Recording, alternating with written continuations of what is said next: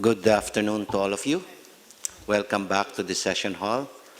As you can see, we're 4 minutes behind our schedule. Please bear with me for being such a taskmaster. In any case, I hope you do have a good lunch because we have several topics to discuss. I wish to thank some of the member states, including the civil society organization, for making such good statements. We shall now begin consideration of agenda item 2B on consideration of building institutional capacity and adopting innovative approaches to strengthen the social dimension of the Sustainable Development Goals. To guide our discussion, let me invite you to your folder. The Secretariat has prepared a document entitled Innovative Approaches and Modalities to Enhance the Social Dimension of 2030 Agenda for Sustainable Development Goals. In considering this item, we will proceed with a presentation by the Secretariat before opening the floor for statements from member states on the issues highlighted in the Secretariat document. And then we will have a roundtable discussion after the coffee break to address how to reach those furthest behind first, which will be followed by an interactive discussion. Let's just see if we can have it in one swing. For now, let me invite Laura Lopez, our Director for Social Development Division of ESCAP, to provide a brief overview of the key findings and recommendations contained in the document that I cited, particularly on the modalities for achieving the 2030 agenda. Laura, you have the floor. Thank you, Chair, and good afternoon to all our distinguished representatives. For this afternoon's session, there are two objectives for deliberation, as the Chair mentioned. The first one is the articulation of the key modalities for government implementation of the 2030 Agenda. And we also will discuss the delineation of policy recommendations as to effective integration of the social dimension with the economic and environmental dimensions for effective implementation of the agenda. As outlined in the background paper, which you have, the key modalities for effective implementation of the agenda include national ownership and political will, institutional capacity, technology, partnerships, finance and budgeting, and monitoring and review. As the 2030 Agenda states itself, member states committed to formulating and implementing nationally owned sustainable development strategies necessitating political commitment and articulation of practical solutions to their specific development challenges. Clearly, cross-sectorial institutional capacity alongside coordinated action, are critical for the effective development and implementation of national strategies that will address the priority needs and concerns of all people. Technology is emerging as a key enabler of sustainable development and advancing, for example, the cost effectiveness and reach of the initiatives. As we've learned from the previous era of the MDGs, partnerships are indispensable for achieving sustained change. In the Asia-Pacific region, the emphasis is being given to partnerships that engage the full spectrum of developmental stakeholders. That includes governments, civil society, business, workers' organizations, academia, and the media. Of course, underpinning action on sustainable development is financial resources and their equitable allocation. So, mobilizing funds from diverse sources and expending them through participatory and gender-responsive budgeting will be essential to economic and efficient realization of the SDGs. Finally, we will only know if we're making progress toward the achievement of the SDGs if we monitor and review individually and collectively our development efforts across the integrated social, environmental, and economic dimensions. So, Chair, this is a brief overview that ends my presentation. Thank you. Thank you, Ms. Laura, for that brief overview of the key findings. Again, before I open the floor for interventions, let me just reiterate again the procedure. If there are any other delegates who wish to speak under this agenda item, you may register with the meeting officer at the desks.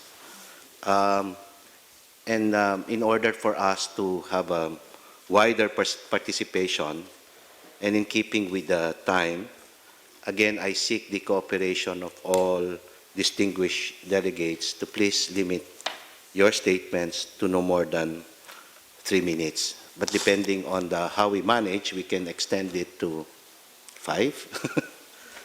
So that this will enable us to benefit more from proper time management. On that note, we now open the floor for intervention. Let me acknowledge the delegate from Australia, Ms. Octavia Bortwick. Thank you very much, Mr. Chair. This session of the Committee on Social Development comes at a pivotal time for the whole UN system as we begin implementation of the 2030 Agenda. From Sendai to Addis, New York and Paris, and soon Istanbul, the international community agrees we need to work together in more innovative, effective and strategic ways than we have in the past. Social development will be a key means for us to deliver the objectives of these ambitious agendas in the Asia-Pacific. The challenges our region faces in the 21st century can only be met through coordinated efforts across the economic, social and environmental dimensions of development, and with the full and active participation of all members of society. Launched in February, Australia's Gender Equality and Women's Empowerment Strategy applies across all areas of our international engagement. Central to the strategy is recognition that the empowerment of women and girls is vital to promoting sustainable development, economic growth, poverty reduction and security in our region. We believe the best way to achieve this is through a twin-track approach with measures specifically designed to tackle gender inequalities while also incorporating gender issues into all aspects of our work. This holistic approach is at the forefront of Australia's development policies. For example, our aid program aims to effectively address gender issues in at least 80% of all investments regardless of their objectives. Demonstrating our commitment to this aim, tackling gender inequality is one of the key pillars of Australia's campaign for a seat on the UN Human Rights Council in 2018 to 2020. A major Australian aid initiative, Pacific Women Shaping Pacific Development, is also promoting gender equality across the Pacific region and has a 10-year plan in place to improve the political, economic and societal opportunities of Pacific women. We must also support regional development that actively includes and benefits people with disabilities. Australia has implemented a new strategy for strengthening disability-inclusive development across all sectors of our aid program, including infrastructure, education and health. With 1 in 7 people globally having disabilities, it is essential that countries be able to harness the potential contribution of all citizens, maximising opportunities for poverty reduction and sustainable economic growth. In partnership with the UN Statistical Division, Australia is supporting a project to strengthen disability statistics in developing countries to better inform evidence-based policy and monitoring of the 2030 Agenda. Australia recognises that the UN development agencies are key partners in achieving all the dimensions of 2030 Agenda in our region. We were pleased to hold our joint high-level consultations with 5 UN funds and programs in February, with productive sessions focusing on innovation, disability, gender, humanitarian response, and the unique challenges facing the Pacific region. A strong, coherent and high-performing UN is fundamental to addressing the development challenges in the Pacific. Small island developing states in particular face unique challenges around the implementation and follow-up and review of the 2030 Agenda. We are working with our Pacific partners to improve data collection and value the long-standing partnership through ESCAP on improving regional civil registration and vital statistics. We're committed to focusing global attention and innovation on the development challenges facing our regional neighbours. Australia established an innovation exchange to identify, test and trial new approaches and partnerships in aid delivery with a special focus on the Pacific. An example we're particularly proud of is our Pacific Humanitarian Challenge. We had an impressive response from a wide range of participants on how to solve the challenges that we face in responding to natural disasters in the Pacific, and look forward to announcing the winning ideas at the World Humanitarian Summit in May. We see regional platforms and forums such as ESCAP as being key mechanisms to support effective development cooperation and to allow us to reach the targets of the ambitious 2030 Agenda. So we echo the Executive Secretary, Dr. Shamshad Akhtar's recent thoughts on International Women's Day. To break through barriers, we must go beyond boundaries, generate new ideas and take bold steps. We look forward to working with all our regional partners to take innovative and concrete action across all sectors of development and work towards equality and prosperity for the people of the Asia Pacific. Thank you. Thank you, distinguished delegate from Australia, Ms. Octavia Borthwick, and thank you for highlighting the fact that we need to work together in a more collaborative, innovative way. The next speaker on my list is the distinguished delegate from the Russian Federation, Ms. Natalia Karmisiskaya. Yes. Thank Sorry, you. did I pronounce it correctly? No, it's quite good. Thank you. No problem. I will proceed with my second statement in Russian as well. Уважаемый господин председатель, в нашем предыдущем выступлении мы вкратце осветили те колоссальные усилия, которые предпринимаются. Is there any interpretation, by the way?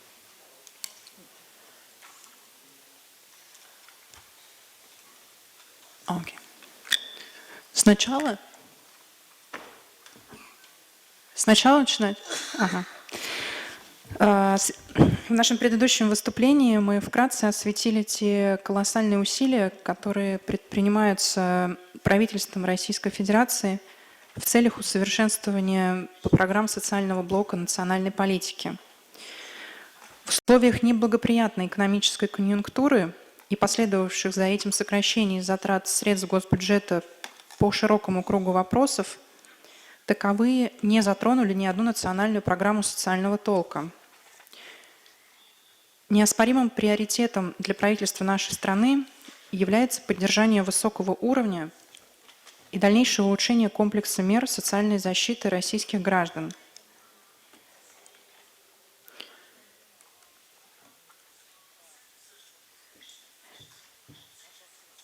В отношении достижения социального процветания в регионе СКАТа хотели бы со своей стороны подчеркнуть, что успешная реализация целей устойчивого развития потребует объединения и максимальной мобилизации усилий правительств, международных и неправительственных организаций, деловых и научных кругов. Вместе с тем полагаем, что в принципиальном плане лидирующую роль в этом процессе должны играть национальные правительства, на которых лежит главная ответственность за осуществление повестки 2030. Основу для наращивания многостороннего сотрудничества в интересах адекватного ресурсного обеспечения ЦУР формирует принятая в июле 2015 года Аддис-Абебская программа действий, документ, являющийся, на наш взгляд, важнейшей составляющей пакета исторических договоренностей, достигнутых в прошлом году под эгидой ООН, в том числе в рамках саммита по повестке 2030 и Парижской климатической конференции. По нашему глубокому убеждению, ключевым фактором своевременного достижения ЦУР является выполнение всеми сторонами своих обязательств в сфере оказания финансового и технического содействия, включая предоставление официальной помощи развитию, который остается основным источником внешнего финансирования для уязвимых категорий развивающихся государств. В связи с этим возрастает необходимость аккумулирования по линии ОПР значительных ресурсов, привлечения внимания к необходимости создания благоприятных условий для мобилизации внутренних источников финансирования, а также привлечения на цели развития значительных объемов зарубежного частного капитала. В этом контексте хотели бы подчеркнуть инициативу по реформированию глобальных налоговых практик, запущенную по итогам российского председательства в группе 20.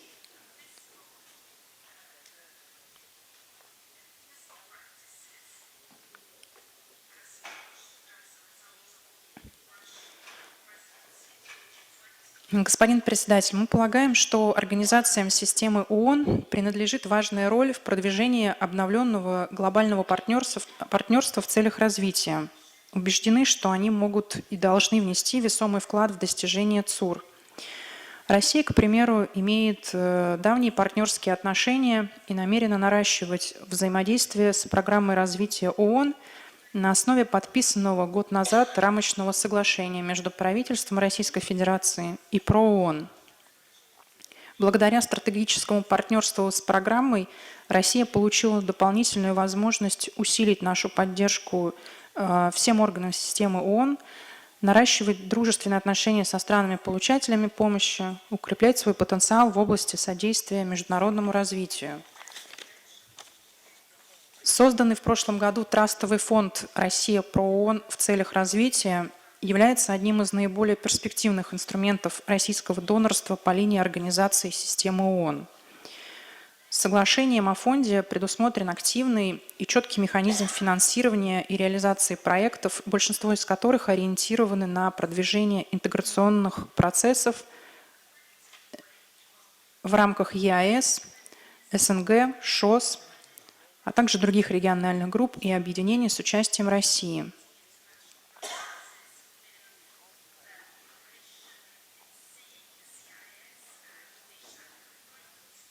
Первоначальный объем финансирования составляет $25 миллионов США на период до июля 2019 года. Наиболее масштабные инициативы, финансируемые Россией в настоящее время, осуществляются в таких странах-членах ESCAP, как Киргизия, Таджикистан, Армения, а также в малых островных государствах Тихого океана. Главным образом они направлены на содействие комплексному социально-экономическому развитию, поддержке наиболее уязвимых слоев населения. Одним из последних запущенных нами в начале этого года проектов техсодействия стал региональный проект Disaster Resilience for Pacific Small Island Developing States с общим бюджетом в $7,5 миллионов США и покрывающий 14 островных государств региона ESCAP. Цель проекта – усовершенствование механизмов раннего оповещения, мониторинг климатических и природных катаклизмов. Несмотря на неблагоприятные тенденции в мировой экономике и в нашей стране в частности, Правительство России будет стремиться к обеспечению адекватного финансирования программ и проектов в рамках всей системы ООН в целях устойчивого развития, в том числе и Азиатско-Тихоокеанского региона. Благодарю вас за внимание.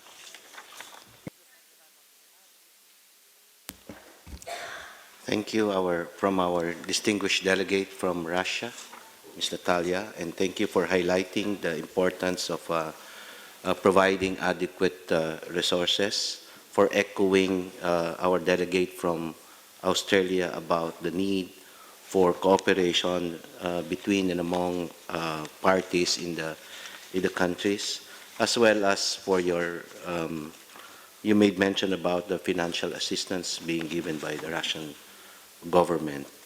At this point, let me now acknowledge the distinguished delegate from the Philippines, Ms. Rosalinda Marcelino, for their statement.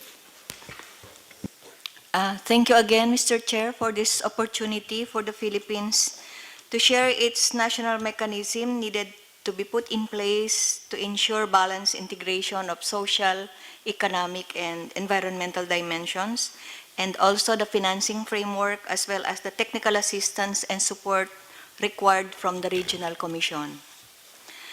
Once the global indicators are adopted in March 2016, the Philippines will prioritize the SDG targets and indicators, taking into account national priorities, capacity, and resources. Notably, the Philippine government has conducted several technical workshops on the formulation of the post-2015 indicator framework. Subsequently, robust monitoring system and mechanisms are being established to ensure systematic and timely gathering of data for the regular tracking of progress and accomplishments. The Philippine Statistical Development Program, or PSDP, has recently been updated to include a chapter on the SDGs. The PSDP serves as the roadmap of the Philippine statistical system geared towards the production and delivery of timely, relevant, and quality official statistics. The SDGs will be mainstreamed into the national development planning exercise of the country, similar to how the MDGs were integrated in the Philippine Development Plan. Thus, the SDGs will be articulated in the next national medium-term plans and the long-term plans of long-term vision of the country. A number of these are already found in the current Philippine Development Plan of 2011 to 2016 and its results matrices. Notably, the succeeding medium-term plans will also serve as a guide to the annual budget priorities framework to assure focus on the goals. The Philippine government is also in the process of identifying and creating a body that will be in charge of monitoring and steering policies to ensure that progress vis-à-vis the targets is on track. Existing multi-sectoral bodies with relevant mandates on sustainable development, social development implementation will be taken into consideration in establishing the organizational arrangement for SDG implementation to ensure that no social, economic, or environmental issues will be left out in the development discourse. Based on the MDG experience, having a multi-sectoral body allowed the participation of the private sector and civil society organizations in the implementation and monitoring of the MDGs. On financing, the Philippines will continue to mobilize domestic resources through the national and the local budgets, through the local government units, including resources from the private sector through public-private partnership. This will be supplemented by external resources such as official development assistance. And finally, in terms of assistance and support needed, we encourage capacity development activities including knowledge sharing on available venues such as South-South cooperation. countries such as the Philippines are not much able to tap into such opportunities, and this may be due to lack of awareness of venues already in place.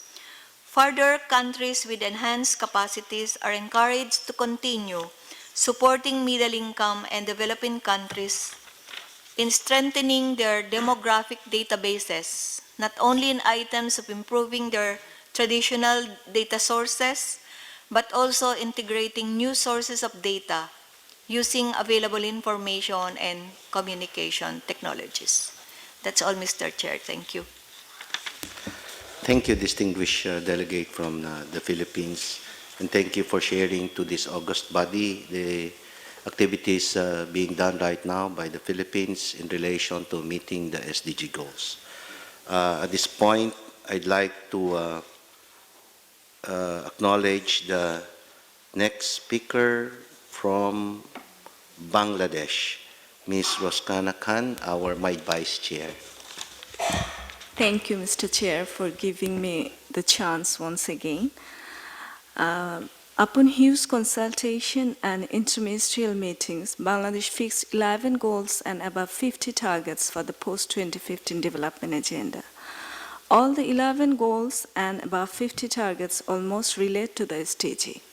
Centered around of this post-2015 development agenda, Bangladesh put forward its 7th five-year plan with the implementation period of 2016 to 2020, aiming to implement SDGs. Planning the 7th five-year plan is the process of political commitment and country-owned and led by SDGs, which truly reflect the balanced integration of social, economic, and environmental dimension. Coordination among the 49 ministries and divisions in implementing action plan for the SDG as well as implementation of 7th five-year plan is necessary now. Therefore, a high-level committee led by Principal Secretary of Cabinet Division has been established to monitor the progress of SDG. Monitoring and evaluation mechanism and implementation of national social security strategy is necessary to extend proper social protection to its poor and vulnerable population, which in turn will reduce poverty, income inequality, and build social capital. For implementing national social security strategy as well as national plan, government need to strengthen its capacity building and partnership with private and NGO. Building MIS and administrative reforms are necessary. Handling projects more efficiently, curbing corruption, and establishing an effective grievance redress system need to be put into place.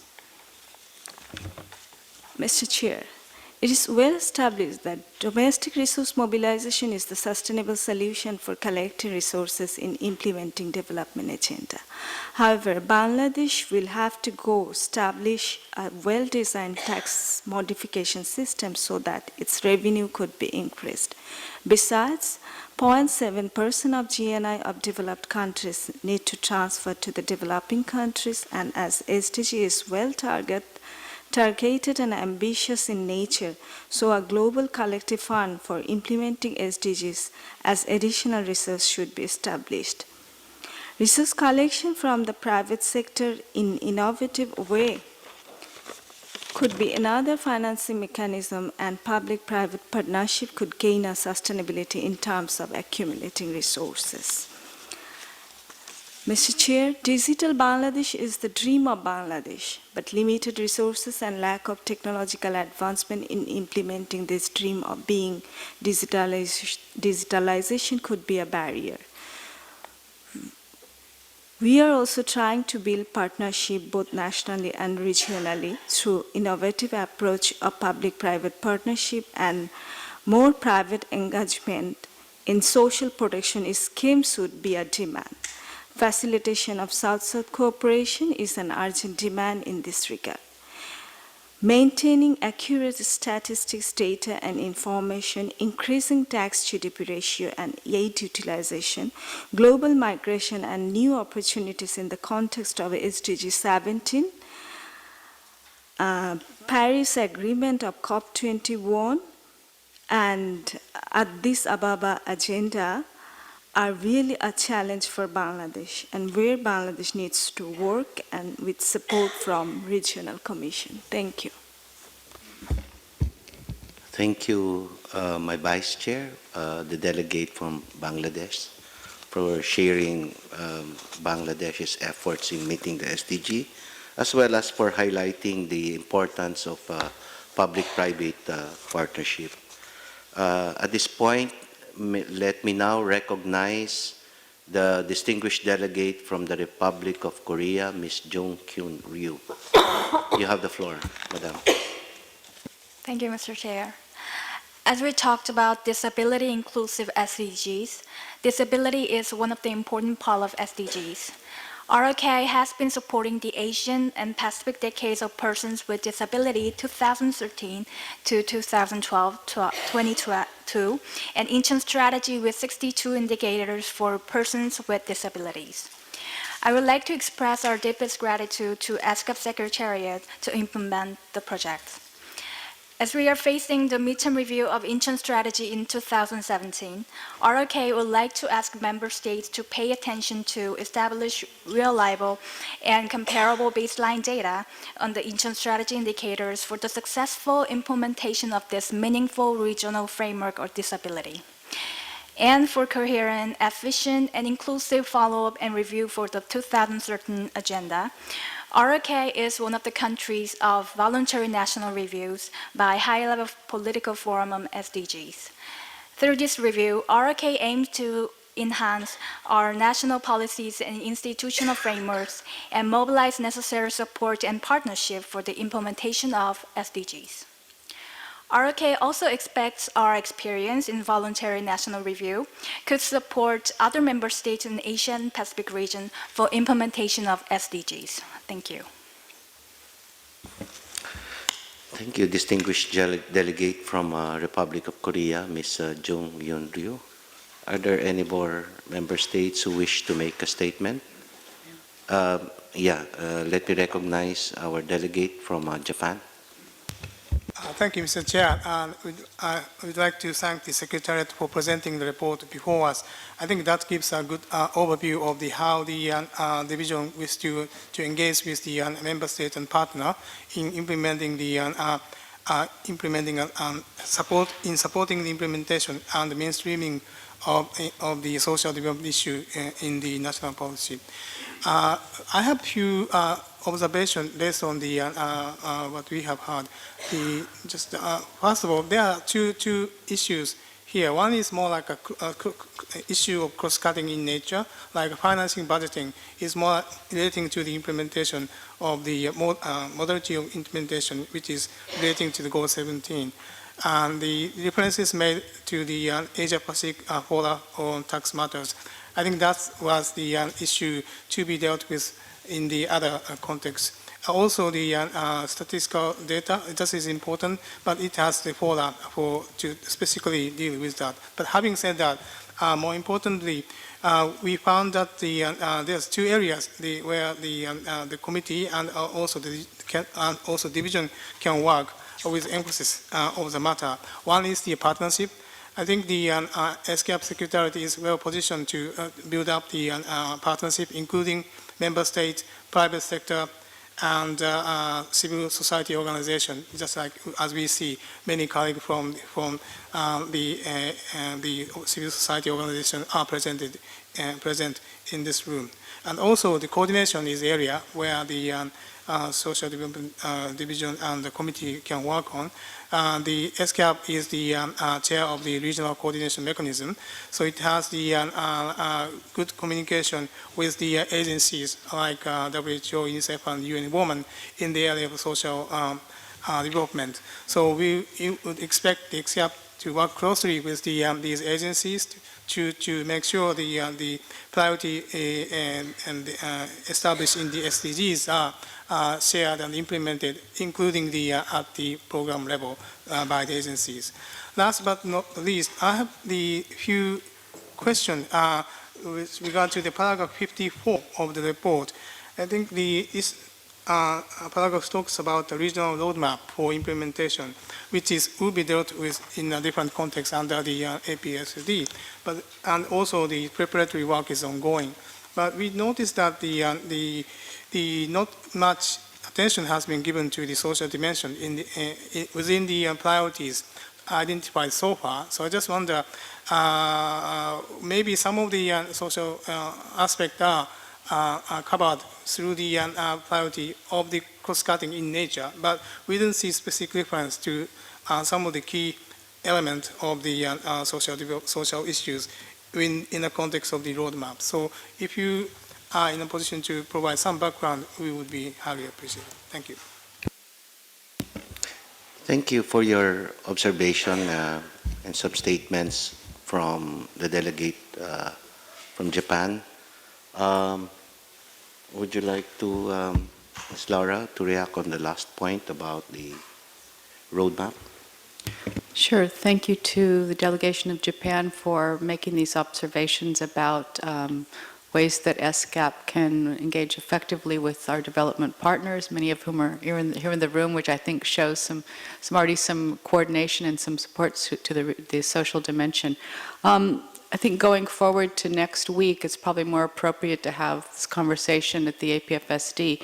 But take a note of the importance of the social dimension. I think the fact that we've got this committee happening just a week before the APFSD will be able to also gather some of the other observations that have been made in the room by the delegates and take them forward. But we'll certainly bring this up so that we can discuss it next week. Thank you. Thank you, Laura, for that clarification. Again, let me encourage the delegates to please provide written version of your statements to the secretariat for uploading to the web page and for sharing to the member states. No, at this point, are there any other delegate from member states or associate member states who wish to make a statement? Seeing none, let me now recognize a member from the civil society organization, the Youthful Lead, Mr. Jeffrey Akaba. Please, Jeffrey, you have the floor.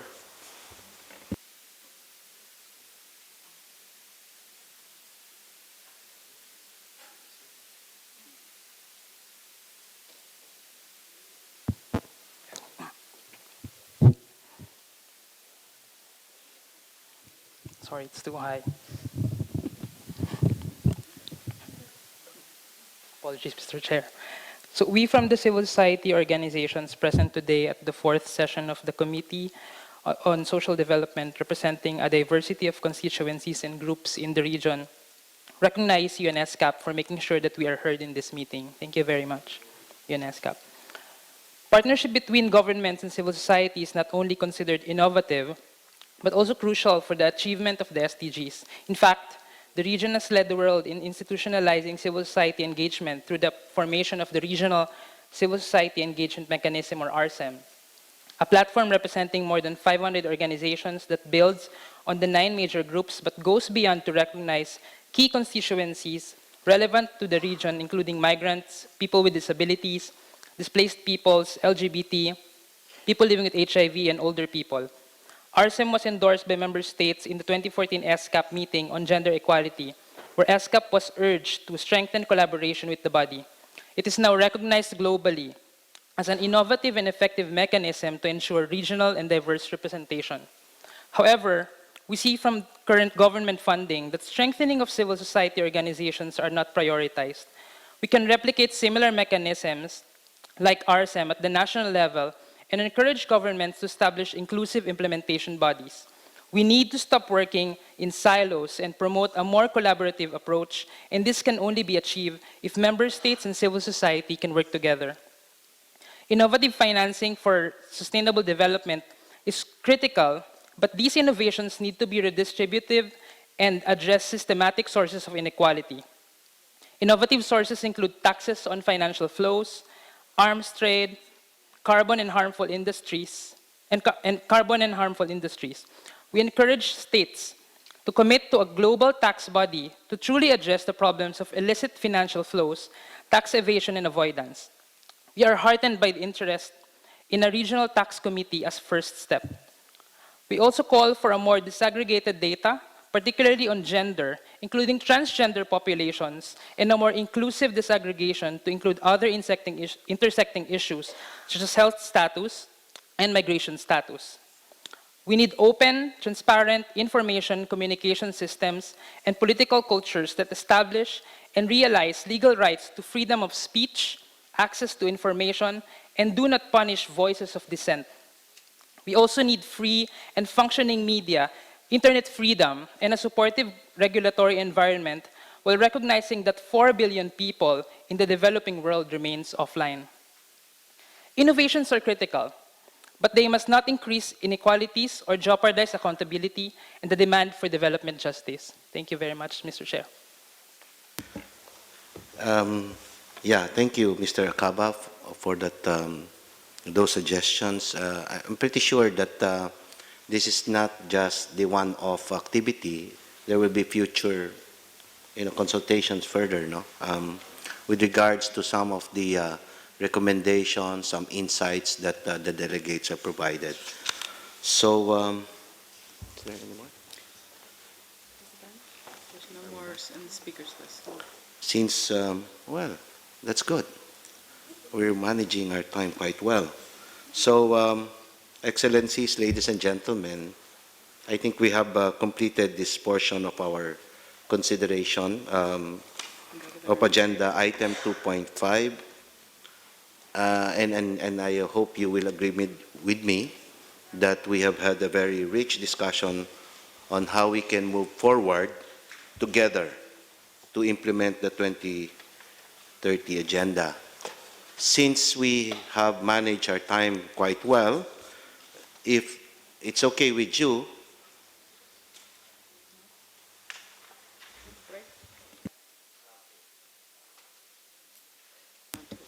okay. The Secretariat is signaling the chair that we are ready for the next activity, which is the roundtable discussion on how to reach those furthest behind firsts. And let me now call on Ms. Poe, our moderator for this. Ms. Poe, the floor is yours.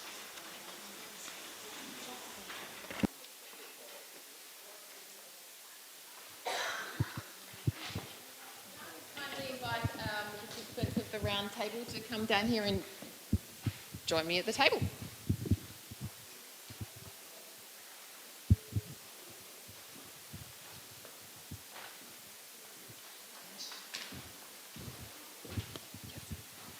Please.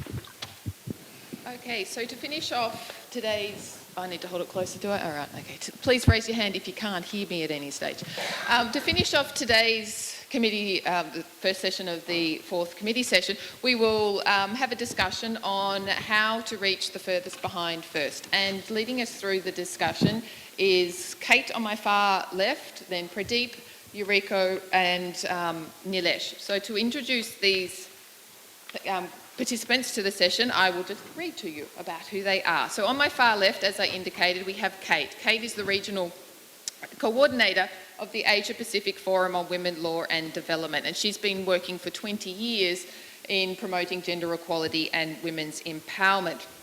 APWLD is actually a network of 200 women's rights organisations, and they're active in 25 countries across the Asia Pacific region.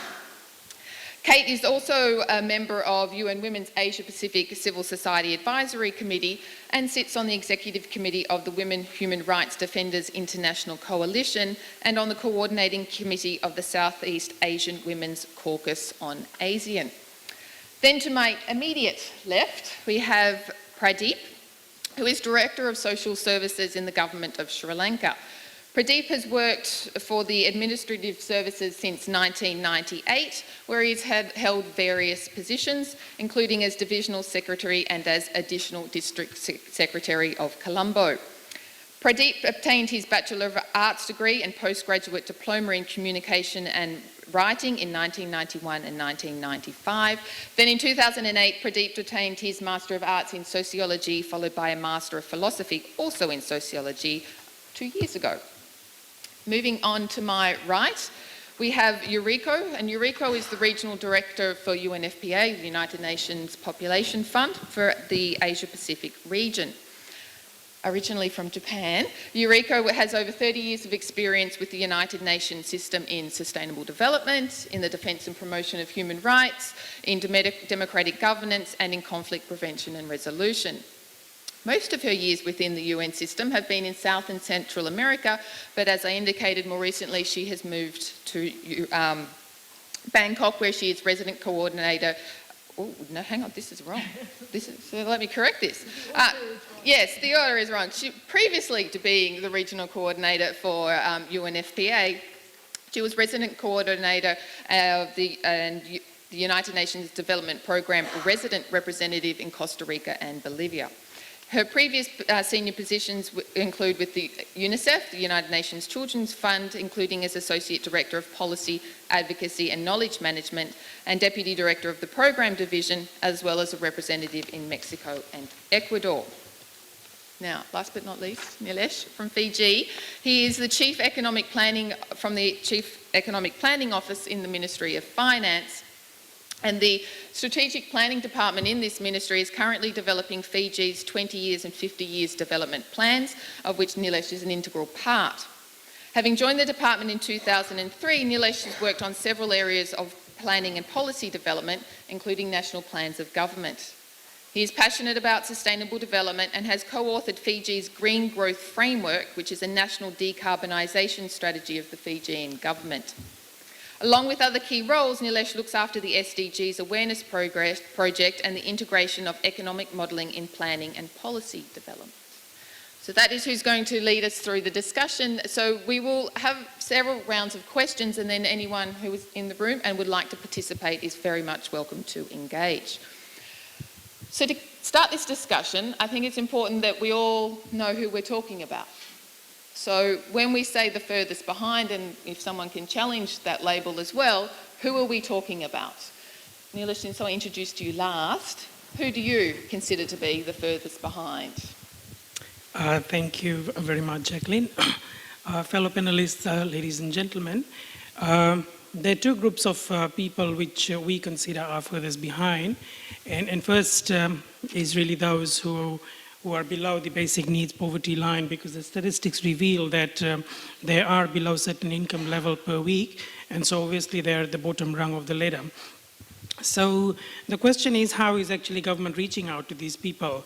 We have several initiatives in government, and some of the significant ones are massive investment in infrastructure, such as development of roads, bridges and jetties that allow access, that allow people access to markets and services. And also amongst critical initiatives are the access to critical utilities, health and education services. And of course, the government is using fiscal measures to reach the poor. And I'll give you an example on that. This is from 2016, the VAT rate, the value-added tax rate, has been reduced from 15% to 9% in Fiji, and that's actually allowing, putting more money in the hands of ordinary Fijians. So in terms of social protection programs, government has recently reformed this, and we now have a number of key components under the social protection program. We have a poverty benefit scheme, which includes a food voucher component, and there's a cash component to it, and there's also a social pension scheme for the elderly. We heard in this morning's presentation from Professor that it's a critical need, and there is a care and protection allowance for vulnerable children, and there is, of course, a food voucher program for rural pregnant women, which actually addresses the nutritional dimension of poverty. And there is, of course, subsidization of public transportation costs, and that's applicable to the elderly as well. So what's critical about these reforms is that it takes into account the fact that poverty is a household concept. So, for example, by reforming the previous family assistance program to the current poverty benefit scheme, this has actually infiltrated more equity in the process, because the benefit that families now receive take into consideration household size, composition, and characteristics of household members. This way, the assistance provided by government increases the concentration of resources among the poor. These reforms have also increased the coverage of social protection in Fiji from around 3% to over 6% of the poorest in Fiji. As we reform, ladies and gentlemen, it is also very, very critical that we make administration of social protections efficient. We take enormous pride in reaching the most vulnerable in our society through the banking system. Almost all our social welfare recipients get their assistance through bank, which has inevitably led to the process of banking the unbanked. While a savings culture is promoted through these reformed processes, it also creates banking history for those social welfare recipients who intend to graduate out of the state's welfare system to start their own business. And we have a very successful welfare graduation program in government, and there was a debate last week we held in Fiji, and the numbers are to the tune of some 236 people have successfully graduated.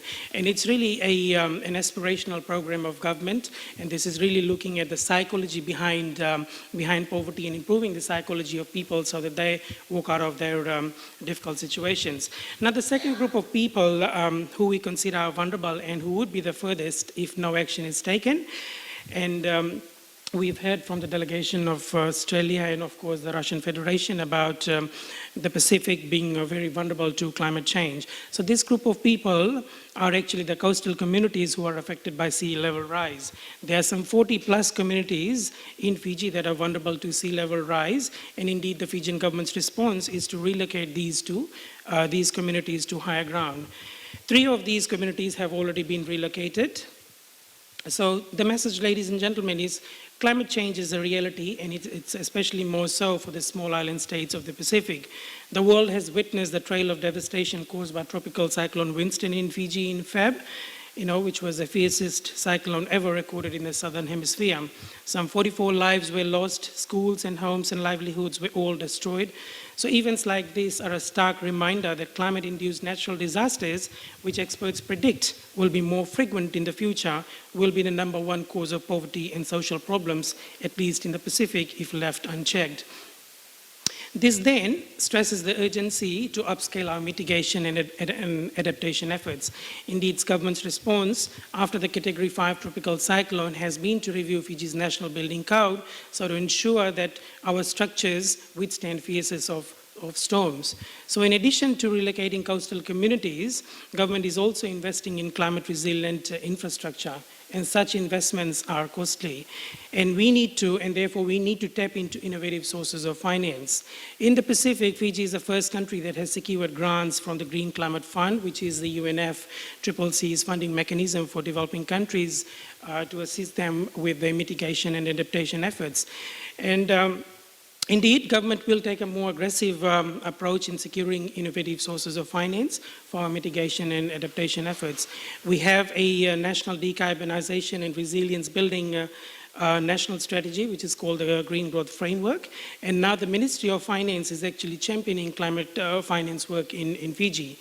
And Fiji is also the first country to ratify the Paris Agreement on climate change. We are serious about climate change and the need to take drastic actions ourselves, as the effects of climate change will result in insurmountable social problems, especially for those furthest behind, given that their higher vulnerability and risk levels, which often greatly exceed their capacity to respond to and recover from disaster. Thank you for listening. Thank you, Nilesh. Kate, I'm going to get you to engage Nilesh with this, and correct me if I'm wrong. Some of the two groups that Nilesh has indicated that are the furthest behind are the economically poor, below poverty line, and in the coastal communities, so behind in terms of the environment they habit in their wealth. Earlier today, there's also been discussion of data disaggregation and the vulnerable communities. So how do you understand being the furthest behind as an entity of the poor or the coastal communities, and how do you see, or who do you see to be the furthest behind?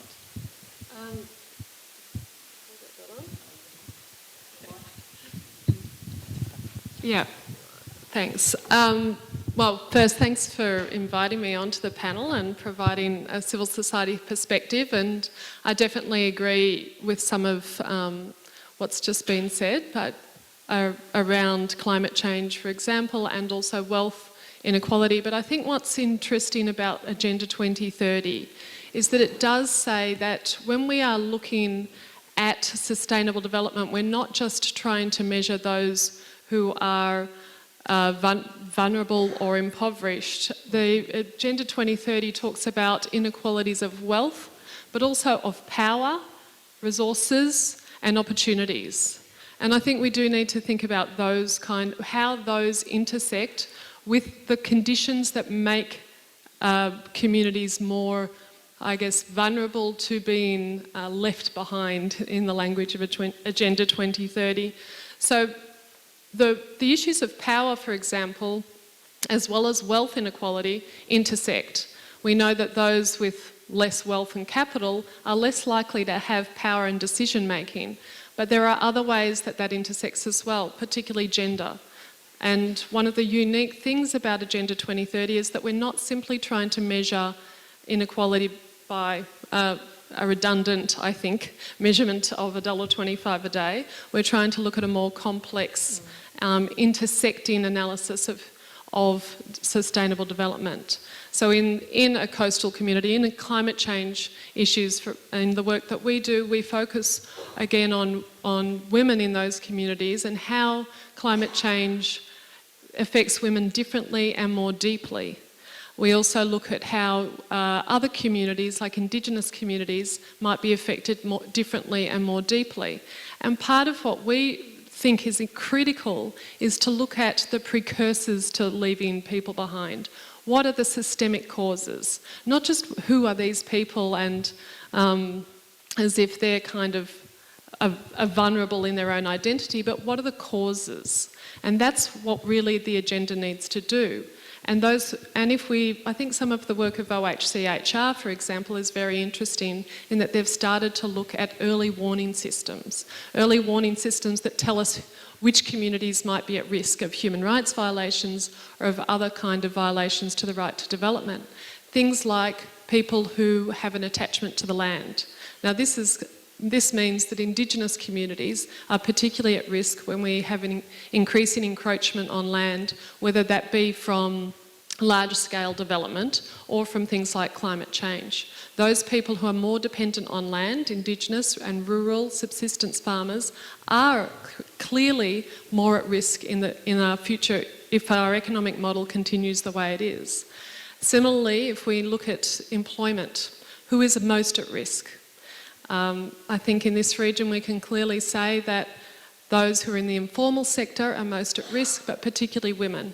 People who are not able to be unionised are most at risk because power comes from the collective power of unions, for example. So domestic workers within that category are most at risk.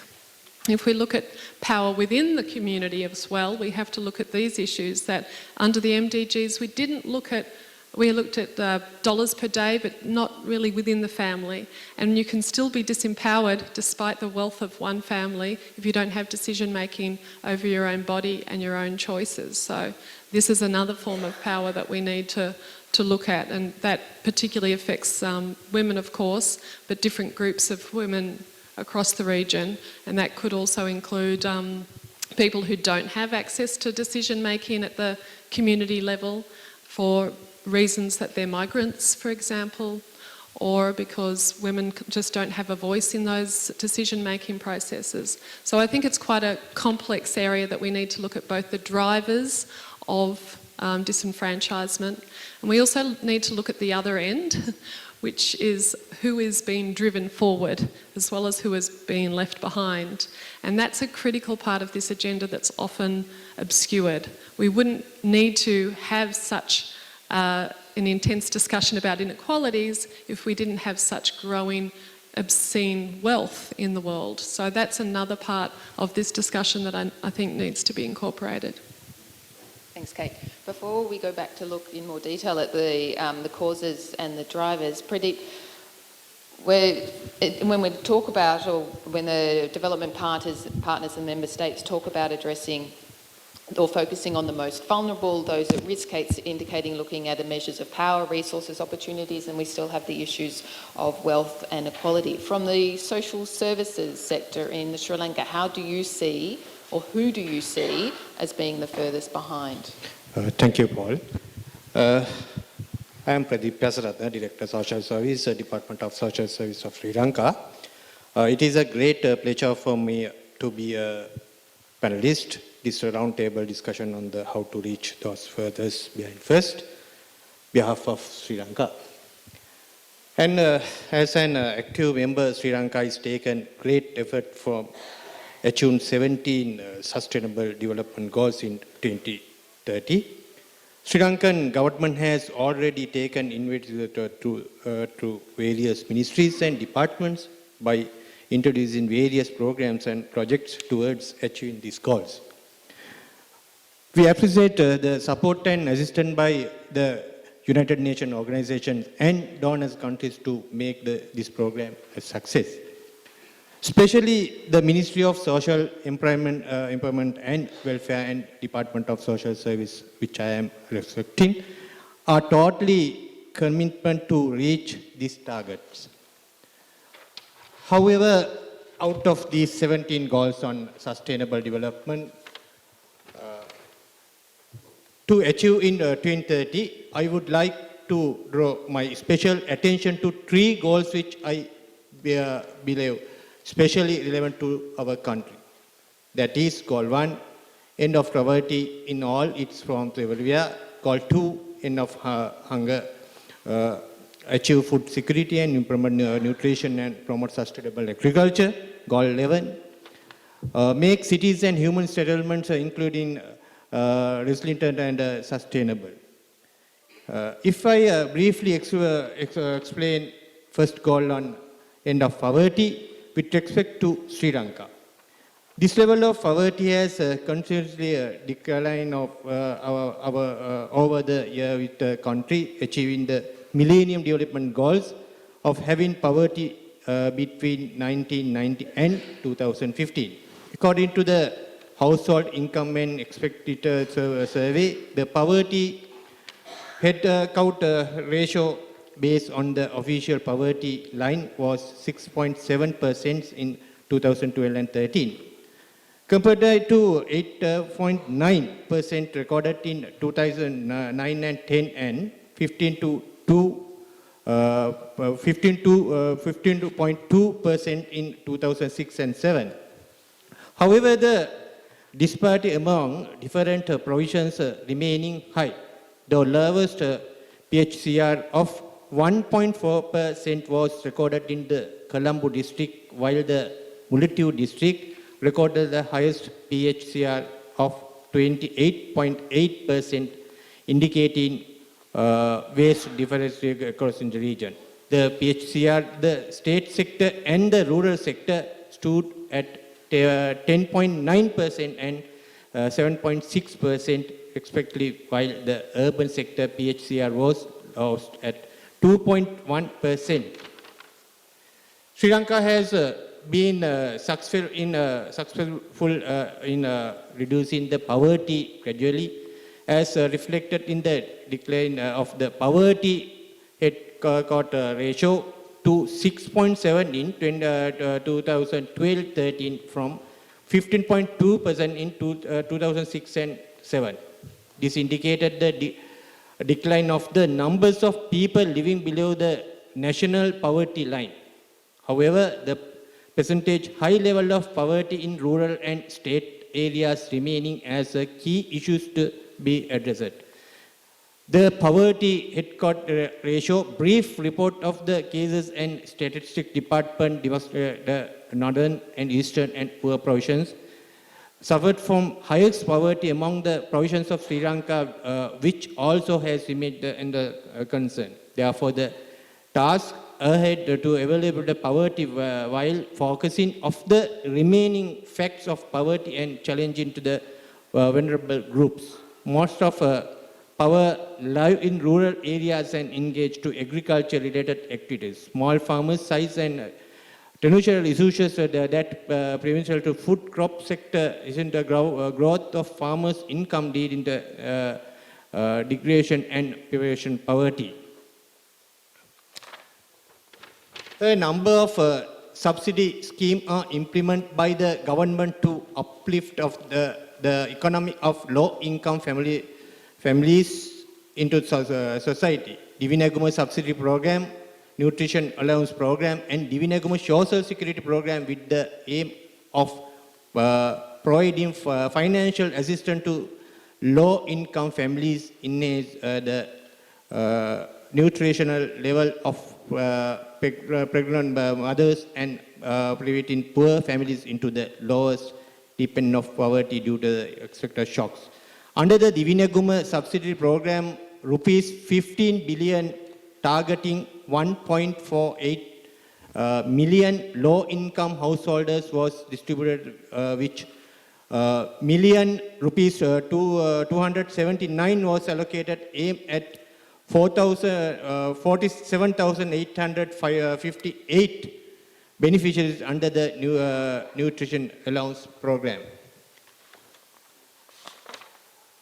Therefore, the country's self-sufficient rise of agriculture sector has created a number of serious problems due to the continuation of the air, water, and soil. Farmers, both men and women in Rajarata, the heartland of our rice economy, have been suffering from fat kidney disease for the last 2 decades.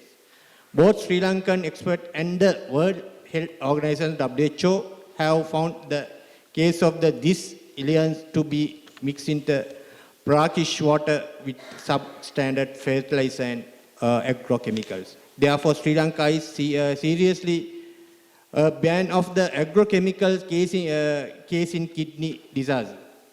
In addition, as a soil protection measure, farmers' pension will be increased to correspond to the cost of living level. Guaranteed prices will be given to the agro products.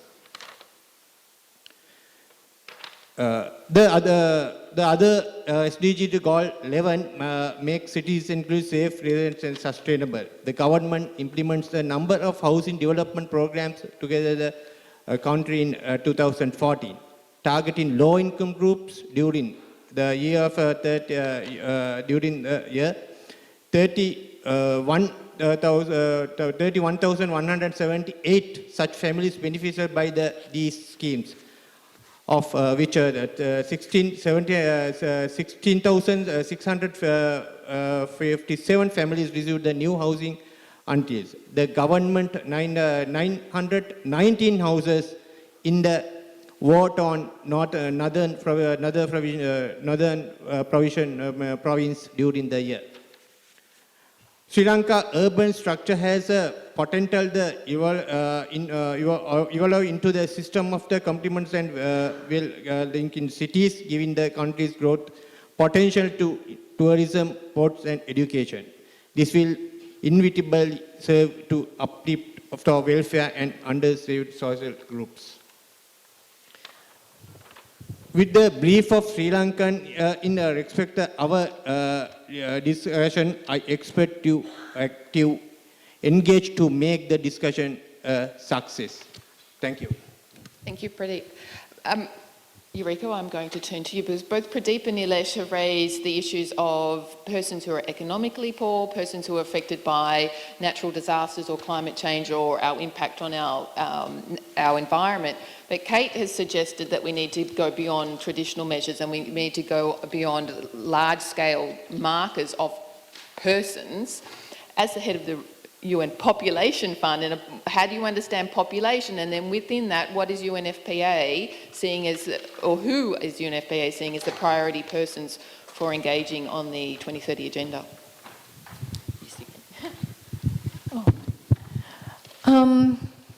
Before I get into UNFPA specific issues, I think it is important to recognize that people who are left behind or excluded, that varies from country to country, not only from country to country, but from region to region, and community to community even. So I think it's very important to recognize that there needs to be country-specific efforts to identify and locate those people and groups. And then, you know, as you were saying, it is important to think about when we say left behind in what way? And I definitely agree that we're not only talking about income poverty, but I mean, if we look at the SDGs, we're talking about 17 different goals and was it 169 targets? I mean, it's going to be a very difficult and complicated process to identify all of those different types of being left behind. But, you know, there are methodologies that have been developed, if not that include all of these 169 targets, for example, multidimensional ways of measuring poverty that not only include income, but issues of education, of health, of housing. Those are useful ways to identify exclusions. There are also indices that combine different indicators that can help you identify areas of exclusion. On issues like violence against women, we're only now beginning to measure this, often with a lot of resistance from countries to do that. So, and that's another kind of exclusion or being left behind, simply being invisible to policymakers. But with that said, I think there are certain categories of people that do often get left behind: indigenous peoples, migrants, refugees, internally displaced people, disabled people, LGBTI communities. And within these groups, and also beyond them, you know, women tend to be more vulnerable and excluded. Adolescents, and in our issues, for example, in sexual and reproductive health, they tend to get forgotten, especially unmarried young people, adolescents especially, sex workers, people living with HIV and AIDS. So, you know, these are useful in a way as well. Also religious and ethnic minorities. And they tend to be different in different countries. You know, the different people are minorities. So these are, I think, useful to keep in mind, kind of as a checklist when you're as a country planning how to achieve the SDGs, leaving no one behind. And speaking of population, one of the things that UNFPA does is help countries to carry out censuses. And censuses are extremely important in terms of counting everybody. And using that data is also very important to identify where the exclusions are. Looking issue by issue, income, right to health, to education, drinking water and sanitation, how you're affected by climate change, as you were saying. And one point I wanted to make is it's useful to think about this in terms of rights. If you look at the SDGs as trying to fulfill or ensure exercise of rights, the right to an adequate level of income or decent work or health or education, then people who, and look at these people who tend to be left behind as products of exclusion, and deliberate exclusion, and to keep in mind that, these exclusions don't just happen. People don't just kind of get left behind, but they are left behind as products of policy and political decisions that favor certain groups and don't favor others. So just to be mindful of that, I think, is very important in terms of overcoming these exclusions, so that in every policy decision that you take, you are mindful of who, if anybody, that is favoring and who it's excluding. Thank you. Nilesh and Pradeep, given Yuriko's first point of having a country-level approach to reaching the furthest behind, addressing how, and then before coming to Kate's issue, looking at causes and drivers so that we can then work out what we need to do. How, in Sri Lanka or Fiji, do you identify why people are the furthest behind? What are the causes? What are the political decisions, the exclusionary processes? How are you engaging with those issues in order to then to be able to strategically address the persons who are furthest behind, whether they be the youth or women or persons with disabilities? Our country, yes, our country is a health sector, education sector is good, but the agriculture and sector and power energy sector is very no problems, any problems, and elderly sector populations is very high. So we are implement various projects and programs implements in Sri Lanka. There's problems. Now is last decades 20 years war. Now we settled is a very peaceful country. I hope another year is a very development, fast development country in our country.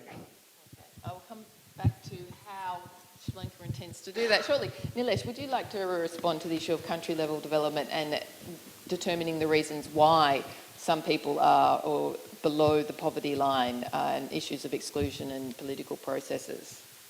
Thanks, Jacqueline. By discussing, the two groups that I discussed, those below the basic needs poverty line and those who would be vulnerable, which is coastal communities. By discussing them, I'm not saying they're the exclusive groups and they are the furthest behind. I quite agree and acknowledge the other groups which Kate and Yuriko mentioned. People who are resource poor and people living with disabilities, with HIV/AIDS, sex workers, and all that. They are vulnerable, and most often what happens in national surveys, these groups of people are also identified as poor. But see, the way that the public sector works is we're always guided by national surveys, to design our programs, and therefore, our state's office, normally does the periodic household income and expenditure survey, and I think that's quite revealing in itself. And in our case, our reforms program, our welfare programs has really been driven by the surveys. So I think that is something which we are guided by. But of course, I quite agree with Yuriko. We need frequent censuses as well because they are quite revealing. And at the same time, they're quite expensive,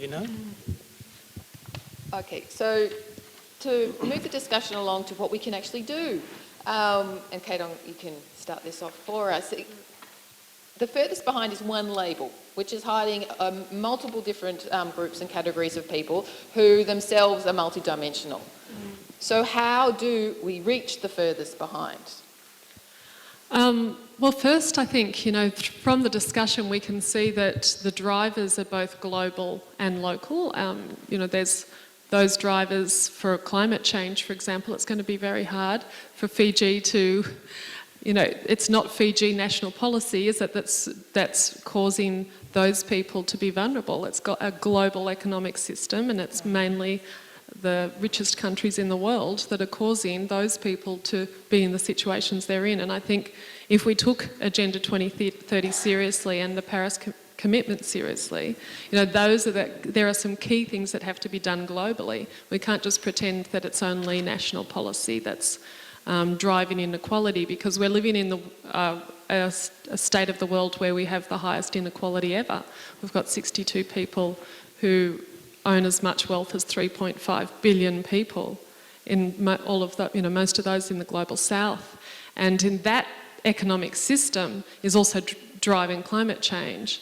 It's the same economic system that's driving countries in the region to a race to the bottom in terms of wages and trying to get a comparative advantage by trading basically women garment workers across the region. So we have to acknowledge that some of the drivers are global, and it's very difficult to have a real genuine implementation of Agenda 2030 when there are other processes going on, whether they be trade agreements or whether they be debt infrastructure or tax systems that don't allow those issues to be addressed, or whether they be carbon emissions, for example. So we have to really recognise that it would take a fundamental shift and a genuine commitment from countries to recognise the UN system as the predominant system that countries will adhere to. Just as an example, we signed the Agenda 2030 in the same week that the Trans-Pacific Partnership was being finalised, and it contradicts completely the commitments made in Agenda 2030 in many ways. The governments can be sued if they make tax laws, for example, that would allow them to collect the taxes required to address this. 24 countries have already been sued for their tax laws through this investor-state dispute settlement. And Agenda 2030 requires developing countries to have access to generic medicines. The Trans-Pacific Partnership Agreement disallows that. So there are some very critical global issues that have to be addressed. But at the national level, there's also a range of things I think that would be important. Some of them were presented earlier this morning. For example, a commitment to universality of social protection. Again, this could be something that's driven regionally and a real commitment. We can see out in the hallway, I think, countries that have reduced their inequality are often the countries that have introduced universality of social protection, universality of health access and so forth, and that is critical. Universality of access to education. I think Sri Lanka's own human development indicators are higher than some other countries with similar GDP per person, because they've had more access to education, especially for women, more universality of education and so forth. So this universality is important in terms of leaving no one behind. If it's only targeted at particular groups, you will inevitably still leave some behind. So I think universality of social protection, education and health. And of course now there's an interesting discussion about social wages, not just cash transfers, but universal social wages that would try and ensure that we don't have such exploitative wages. Another discussion is about a regional living wage and wage indicators that would increase, so making sure that countries don't have to compete against each other. And then economic reform, I think at the local level is critical. We've talked earlier about the low level of taxes that are collected in the region, but also the amount of financial flows that goes out of countries, not just the level of tax, but tax evasion, tax avoidance. There's $30 trillion sitting in offshore bank accounts, much of it coming from the region. $1 trillion every year goes from developing countries to developed countries. So we really do need to look at how countries at the national level can collect the funds to address the policies that are integral to ensuring that no one is left behind. Thanks, Kate. Taking it at the national level, both Nilesh and Pradeep, both of you highlighted the importance of social protection.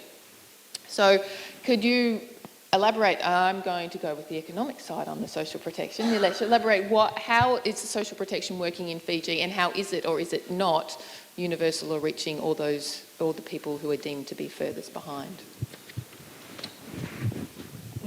Certainly, like I said, we are guided by national surveys. So it's really the household income and expenditure survey through which we determine a minimum wage level for a decent family, and based on that, then we make assessments. And recent reforms which we had, which included poverty mapping, that has actually enabled a spatial targeting. So, beyond the income measure, what else? How poor are the people? What other things do they need to be, do they need? So it's really that sort of things. And I think, that has been critical in designing our social welfare programs, and that has actually resulted in free medication programs. We've also got now free water program for families that have a combined income of 7,000.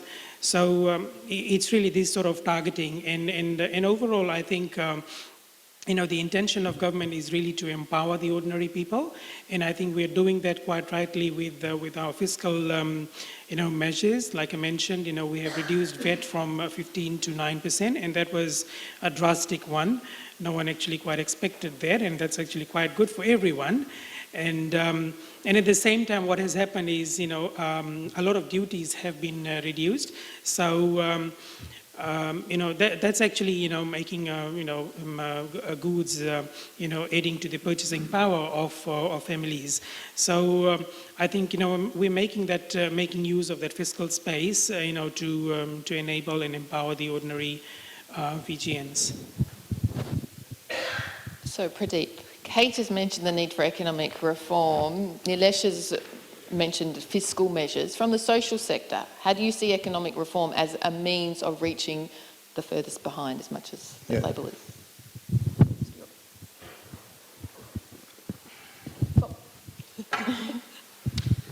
Yes, our country implement very many programs and projects implemented in the last years. Example, a number of the subsidy schemes were implemented by the government to uplift the economic of low-income families in the society, according to the Samudhi program, continued in 2014, distributing 15,042 million to cash the income supplement, targeting 1.5 million low-income families across the country. This is an example. The agriculture sector, disability sector, social, other sectors, we are implement many programs and projects, low-income families and peoples. Eureka, at the regional level, or you can any other level that you'd rather address. Kate mentioned there's actions needed at the global level. Obviously, we need action at the national level. At the regional level, what can be done?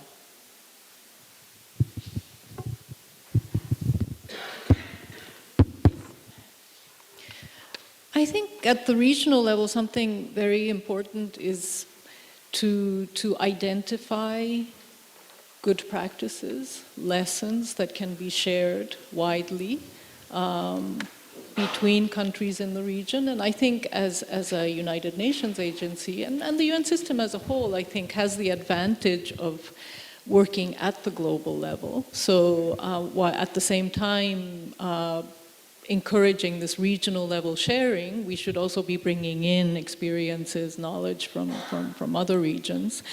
And also, I think, in general, helping and maybe partnering with regional organizations as well to advocate for a vision and a focus for development models and processes that explicitly try to eliminate inequalities and exclusions. And on that, what you were saying about universality versus targeting, well, maybe first of all, I think it's important to advocate for, and it may sound obvious, but to explicitly set as a goal the elimination of inequality and of exclusions. Because I think we still have a tendency to speak either in terms of, well, excessively emphasizing the part of economic growth without setting explicit goals to do with redistribution. And also in positioning as an objective, translating that economic growth into human welfare, into exercise of human rights. And unless you set explicit goals, policies don't follow. So I think that's a first step, to set that goal and to recognize that there are exclusions. And I think it's also in this region important to see that we're not talking about pockets of exclusion, but massive gaps of hundreds of millions of people still living in poverty, millions, tens of millions of women without, in our area of mandate, access to skilled birth attendants, family planning, ways to save their lives. The other day in a meeting, a speaker was saying, well, inequality then becomes a matter of life or death. So to recognize and identify those exclusions. I mentioned censuses, but there are different ways to measure deprivation. And these have to be applied to identify those people who are being left behind, and again, to set as an explicit goal to incorporate them. And at the same time, I think you need to move forward universalist programs, and at the same time implement measures that are specifically targeted to reaching those people who are left behind. And I say that because I think there is a tendency, certainly when I was working in Latin America, this was a concern, and I think that this is also happening on certain issues and parts of Asia, which is that public services become poor services for poor people, therefore they inevitably deteriorate. There aren't powerful enough voices that speak up for continuing to invest in these services. So it's very important to aspire to building universal health, universal education systems that are of excellence, that include both rich and poor. And it's possible to do. I think in a lot of the industrialized countries that is the case. And it's also important because these public services then become spaces of integration and spaces for people of all classes and sectors of society to come together and recognize one another's citizenship and to build solidarity. And in that sense, it's particularly important to build good public education systems and to have good public schools where, you know, beginning in childhood, people can learn to live with people who are different from them and build those ties of friendship and solidarity. At the same time, again, it's very important to have measures to specifically reach those who are excluded. In the case of UNFPA, for example, to try to reach those millions of women who do not have access to skilled birth attendant. In this region, we still have 85,000 more or less women dying every year from reasons related to pregnancy and childbirth. One thing we try to do is to promote the training and deployment of midwives. And this necessarily is targeted to those women who do not have access to skilled birth attendants. And midwives, if they're properly trained, can do most of the work that's required to keep both women and their newborns safe.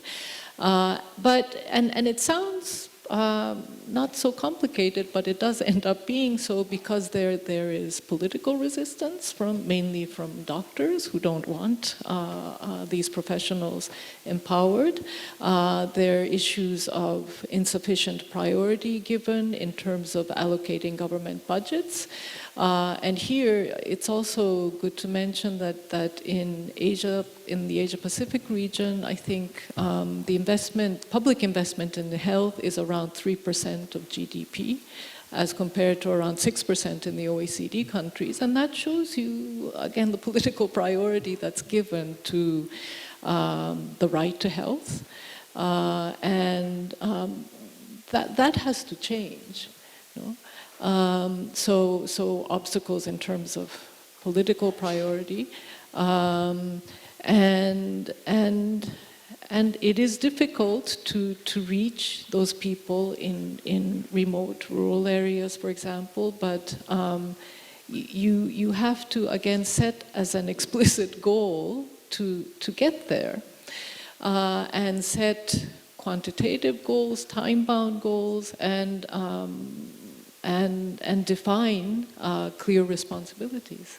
But you have to combine those specific measures to reach people who are unreached with the goal to build universalist systems that include everybody. Thank you. That neatly summarizes many issues. So I'm going to open to the floor and follow on from Yuriko's, correct me if I'm wrong, emphasis on working towards inclusion, to equality in terms of equality in power, in human rights, in opportunities, and the twin-track approach of what we do in the gender sector in terms of gender mainstreaming and targeted interventions, working from the global to the local level, having accountability in there, having your SMART goals, a very easy challenge for all of us to engage on. Does anyone have any comments that they would like to make about this issue? I have one up the back there from Kabir, or some questions that they would like to ask. Right, I'm starting with you, Kabir. Thank you so much for giving civil society the opportunity to comment. I have a comment for the representative from the UNFPA. You talk about leaving no one behind. I'd like to take the opportunity to mention that Agenda 2030, which is indeed ambitious, does not make any mention of sexual rights. And I think language is very important, the fact that this is not mentioned specifically. And we know from the Beijing Platform of Action and all the work that's been done after ICPD that the human rights of women, including their right to have control and decide freely and responsibly on matters related to their sexuality, including sexual and reproductive health, free of coercion, discrimination, and violence, is critical if we are to move forward. There are also human rights related to sexuality which intersect with a range of other issues like sexuality education, reproductive rights, maternal morbidity, mortality, etc. I'd also like to say that it does resonate with a range of existing human rights norms and standards. Knowing all of this and the fact that it's not specifically mentioned, how do you see the region moving forward in an increasing environment of conservatism?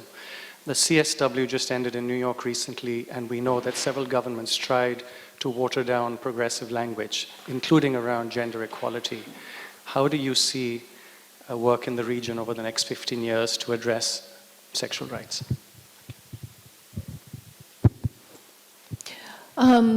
It does worry us. With that said, what is in the document of the 2030 agenda, I think it's important to point out that it's a document that's a product of dialogue and agreement built among member states, member governments of the United Nations. So I do think we need to recognize the value of that. It's true that not everything that everybody wants is in there, but what did get in there, including sexual and reproductive health and reproductive rights, we need to build on that. And I think that it doesn't mean that where there is possibility to advance on sexual rights, we shouldn't push for that. I think we need to do that. And we do, yes, worry that there are tendencies in some parts to try to limit that possibility. But I think that we need to expand those limits through dialogue. And I think that's the only way to do that, because we can't impose things on countries. We can't impose things on governments, certainly not from the United Nations. But I think we can help processes of dialogue to expand the recognition of the rights of all people and bring people together so that we can expand that circle of consensus. And I think that's probably something that the United Nations system can offer to countries. But again, I do think that in the case of the 2030 Agenda, something that is very important is that it is a product of very broad participation, not only by governments, but people from very diverse walks of life in societies, in countries. And I also took part in national consultations where there was really a specific effort made to include groups that tend to get excluded, like indigenous peoples, migrants. And I think because of that, probably also there are things that got into the 2030 Agenda that maybe otherwise wouldn't be there. So I do think it's important to recognize that effort as an effort to democratize this debate, and we have to keep insisting to open that up even further. And finally, I think that in order to build sustained long-term efforts to realize rights, it's the fact of having achieved this broad agreement is as important as the content of the agreement. I don't know if I'm explaining it clearly, but because I think the fact of having had that dialogue and having built that consensus is very important. Because, and it is a very broad and integrated agenda, and we have to keep building on it and to keep expanding it. Before I pass to China, does any other panellist want to respond to the issue of sexual and reproductive health and rights? Well, I was just at the CSW. I've just come from New York. And I would say every year it gets more difficult to negotiate outcomes. There is definitely an increasing reluctance by states to advance, I think, the standards that we have. And really what we end up doing is protecting whatever has been agreed for the last 20 years. In some areas we can go forward, you know, in terms of perhaps climate change.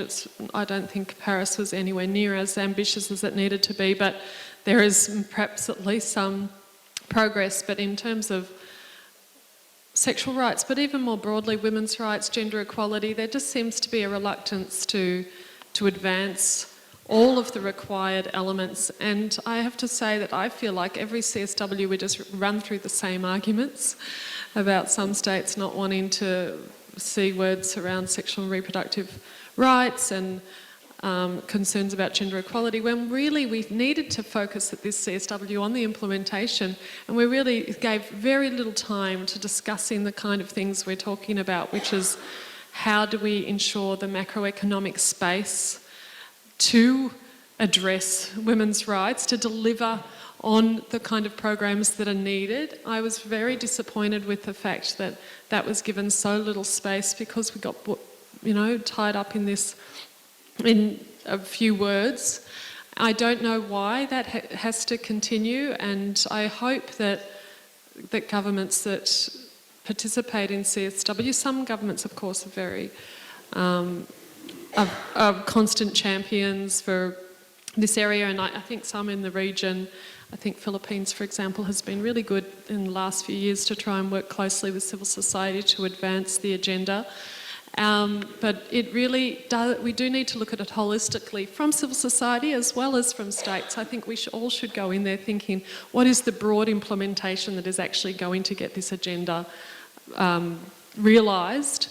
And I think when we're talking about leaving no one behind, I think the point earlier that each state needs to look at who really is left behind. Of course, sexual minorities, but also in broad terms, women's decisions over their own bodies are part of what is deep part of gender inequality. So we shouldn't leave the discussion or narrow the discussion to that. It's an integral part of it, but we do have to see the broader agenda as well, that we can't advance sexual rights without economic rights, for example. We can't ensure universal access to sexual and reproductive health unless there's universal health care itself, and that needs the money, etc. So all states need to ensure that that's the broader discussion.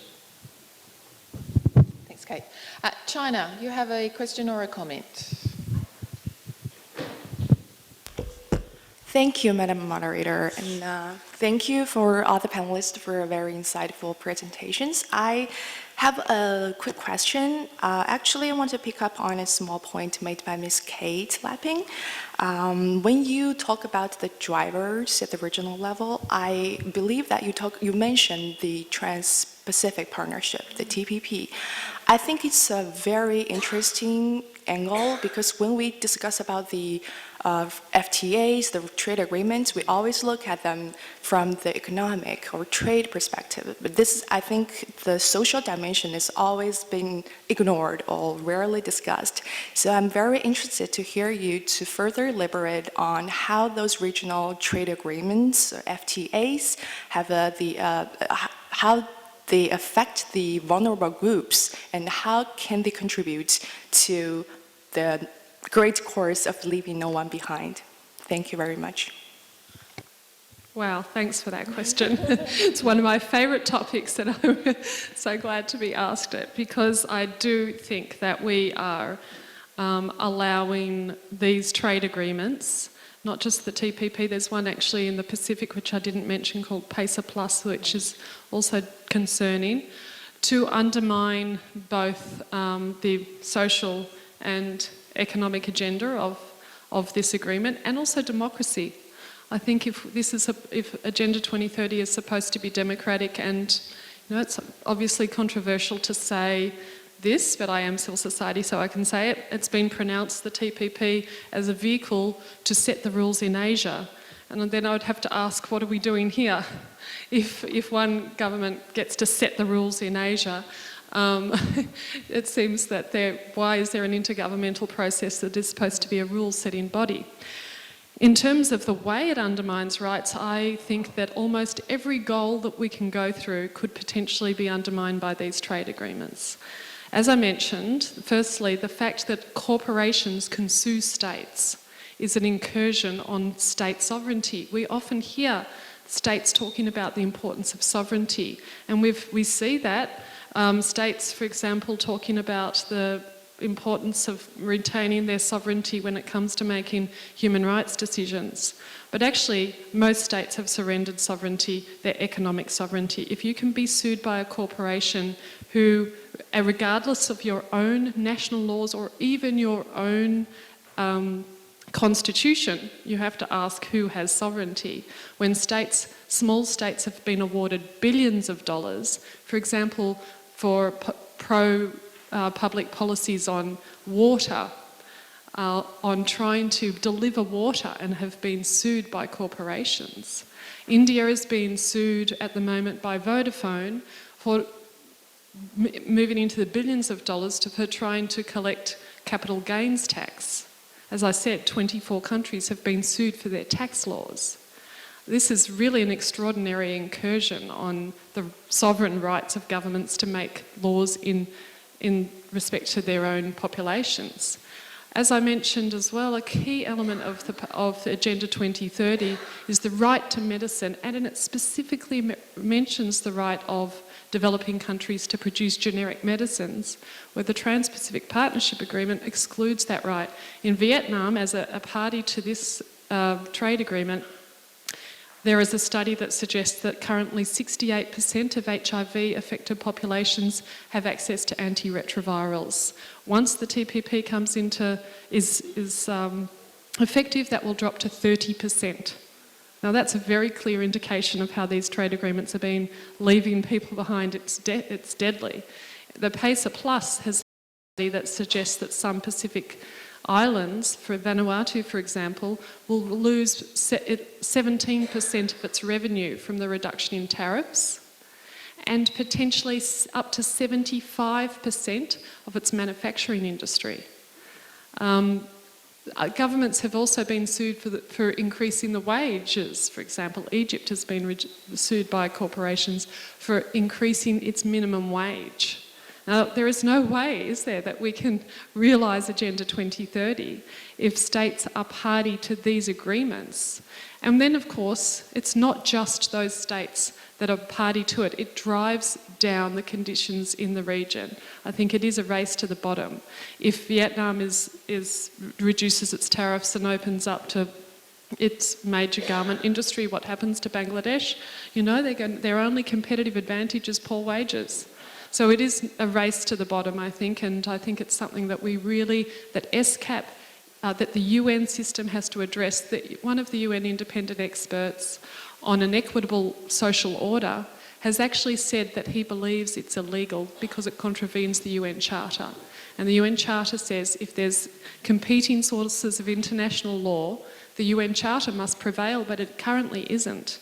We have these tribunals that don't adhere to the rule of law at all, able to effectively bankrupt states, and then they can't deliver on their social policies. It's impossible if you're being sued and becoming bankrupted because you're trying to deliver on your social policies. So yes, I do think it's a critical area to address. Before we go to another question, do any of my participants up here have any reflections on if free trade agreements are taking us away from reaching the furthest behind, yet one of the important modalities for implementing the 2030 agenda is financing, and within financing there's been a strong emphasis on the private sector and public-private partnerships. How do we engage on this? Well, there is that emphasis, but there's also a very strong emphasis on domestic resource mobilization. And I think it is really key that governments increase their public investment in the issues that are in the 2030 agenda, particularly health and education, because the level now, as I mentioned before, is very low. And we're talking about the percentage of the resources that exist now as measured by the GDP. So, and that also means that governments need to, well, on the one hand, probably reallocate the budget from certain sectors to others that are of more priority under the 2030 agenda, but also increase revenues. And that's, of course, not an easy issue because it means getting people, and especially the most wealthy and powerful groups of people, to pay more taxes, which in itself is also important in terms of redistributing income, but it's not impossible to do. It requires courageous political leadership. And also engaging in and promoting dialogue among diverse sectors of society and building that political consensus. And I think that where there is openness and receptivity on the part of the government, this is an area also that the UN system can help to facilitate that dialogue and of offering evidence on the benefits of doing such an exercise. Any other questions or comments? We all know what to do to realise the 2030 agenda. Okay. Kate has another comment. No, I thought a couple of things I wanted to touch on. One is I'm interested in Sri Lanka's experience. I was looking at composite indicators of where you can measure human development that stays within the footprint of our sort of global footprint, climate footprint. And this was a really interesting composite indicator that was being developed that tries to provide a new measure of development. And Sri Lanka was the closest to it in the region. I noticed that it was the closest to being high, not yet high human development, but it was the closest to coming to high human development without exceeding the footprint that would now be required, to keep us below catastrophic climate change. And so other countries, of course, this level has dropped lower and lower, which is unfair for many states. But I was wondering if that's part of Sri Lanka's ambition to be high development without high carbon, because that's a really difficult thing. The right to development, of course, which states still have, but how do states meet their right to development without exceeding, this climate place? I don't know whether that's part of Sri Lanka's policy. I was just interested, or if it's just coincidental. I think this answer given to my senior officer, Mr. Yalekami, is the senior officer is Sri Lanka. This is the environment officer in the senior officer. Yale, please answer to this question. Is you are expert in Sri Lanka, this field? Not really expert. Anyway, really, Sri Lanka's development, comparative to the South Asian region, Sri Lanka is, as you said correctly, is, we can say, ahead. And still our carbon footprint is low.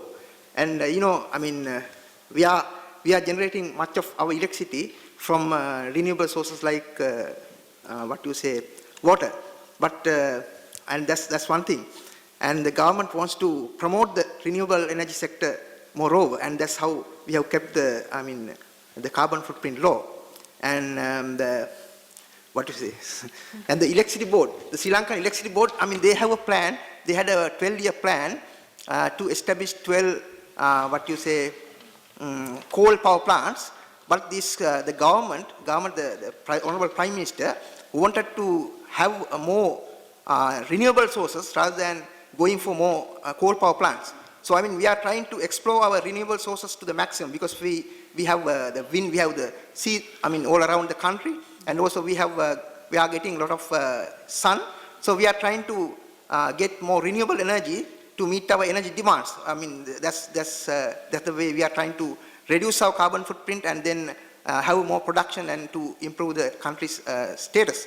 And I think that's the way that we are trying to develop. And also we want to improve the agriculture sector through probably having more technology introduced into the agriculture sector, because most of our farmers are right now being, the rain-fed agriculture. So this rain-fed agriculture, we can't depend on rain-fed agriculture for so long because the climate is going to be changed. So I mean, then the rain, if we don't get the rain at correct times, so the farmers will be affected a lot. So I mean, we are trying to introduce more technology so that we can have more irrigated agriculture rather than the rain-fed agriculture. So that's another way we are trying to improve our agriculture sector without increasing our carbon footprint. That's another way we are trying to keep development up. And also, I mean, when it comes to the social development, the education sector, and we are having some programs for the youth. I mean, to develop their competencies. I mean, rather than, because now we are having a lot of unskilled labor force, and we are trying to introduce some programs, the youth programs, to improve their skills, so that we will have more skilled labor, and so that the quality of life of those people, those youth, will be improved. That's the third one.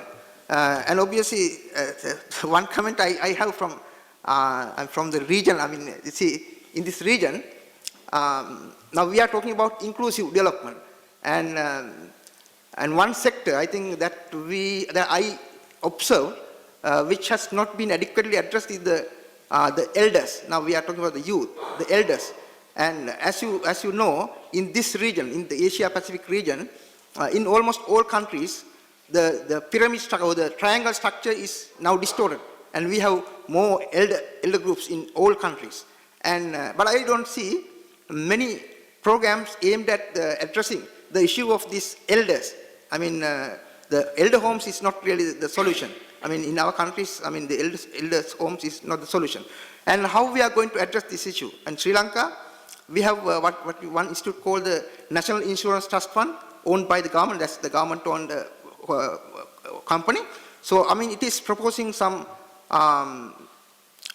insurance scheme. It's proposing an insurance scheme for the elders, so that we want to create a social safety net through that net insurance program. So in Sri Lanka, we have this kind of a program for elders. But in this forum, I mean, we said in this 2030 agenda, I don't see much of an attention to in addressing the elders program. I mean, that will be definitely a problem. I mean, for the youth as well. So that part, I wish to know your response. And how well, I mean, I don't know whether there are any good practices that we can learn from the region, as any good practices in addressing the issue of elders. Thank you. Okay, so we've actually run out of time, but I'm not going to ignore your question. So to wrap up, I'd ask for one comment from each of the people sitting beside me in terms of whether addressing the issue raised by Sri Lanka in meeting the needs and the rights of older persons, or come 2030 for us not to be sitting here again talking about the furthest behind, to have got to the point where no one is left behind. What is the one or the two critical things that we need to do, or we need today? I'll let you think about it, Nilesh. Thank you. I think whatever strategies that development strategies that governments wish to develop and would like to finance them, and I think the key here is they need resources for developing these. And like Yuriko said, mobilizing domestic resources is critical for achieving the 2030 agenda. And in our case, particularly, we're really clamping down on tax evasion. And for example, the hotel industry, which is the number one in Fiji, that industry has got the highest level of tax evasion. So we are coming hard on them. And of course, the retail sector. The example there is, these retail operators, they actually operate, some separate cash registers, which does not get reported in the tax system. So from this year, we're actually investing, quite big in IT, and there is one system which is directly linked to the tax office. So really, I think it's the way to go is, we need to capitalize on our domestic resources, and we need to build on that, and therefore we need to look at, the loopholes and address them. Thank you. Just to touch on the issue of the aging of the population, it's definitely a huge issue for the region as a whole, and even for countries that haven't gotten there yet, it's going to happen sooner or later. And I do think it is an issue that tends to get neglected in forums like this, and we do need to look at it explicitly. And there are good experiences that exist in the region also that need to get shared. So I agree with you. I guess as a last message, I guess it's again to set as an explicit goal universality and eliminating exclusion, and to invest in it, and to look to push for that dialogue that includes all sectors of society, to agree on specific goals, time-bound goals, and to build that collective political will also to permit that increased investment and to sustain it over time, because overcoming exclusions is not something that you can achieve from one day to the next. And thinking of Sri Lanka's case precisely, it's among the countries in the world that early on in its history gave priority to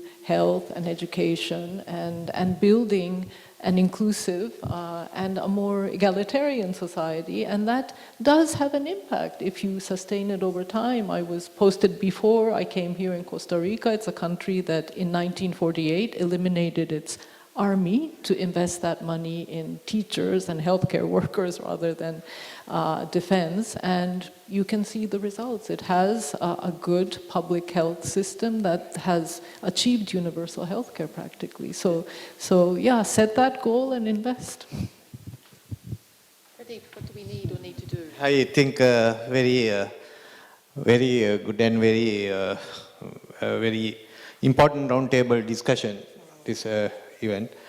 I especially thanks for taking Paul, you, this roundtable discussion to participate in Sri Lanka. Thank you. Well, of course, I've talked a bit about the key for redistribution. There will, I think we can't let that go. We almost need goals for the rich, I think, as one element of this. But I didn't touch on some of the work at the very local level. I think that's very important as well. Some of the work that we do in APWLD, but other civil society does, is to make sure that very localised communities are empowered to make decisions about what and collect the data and research. What are the issues for women in their community that they see as the most critical? And we use a method called feminist participatory action research. It allows women in their communities to decide what are the key development issues for them, document that, and then go to government, local government often, as well as national, sometimes regional, international, to talk about that issue. And that has both the important impact of letting them to make decisions, understand rights, make the decisions and have a voice, and not have development decisions imposed by one universal development model that is imposed on them. It also enhances their capacity to be part of a decision-making process. And I think being able to ensure that these processes can get to that level is critical, particularly for women, and ensure they have a voice. Something like the Green Climate Fund is so potentially large if states do end up delivering on their promises, but it's very difficult to get that to the local level. It's almost hard for states to get that money because it's so large. So we've got to find mechanisms that allow us to empower local communities, particularly movements like for women, those that don't usually have a voice in their community, to make development decisions. And speaking of participation, I would like to thank everyone this afternoon for participating in the roundtable discussion, and I would like to ask you to thank Kate, Pradeep, Yuriko and Nilesh in sharing their thoughts and views.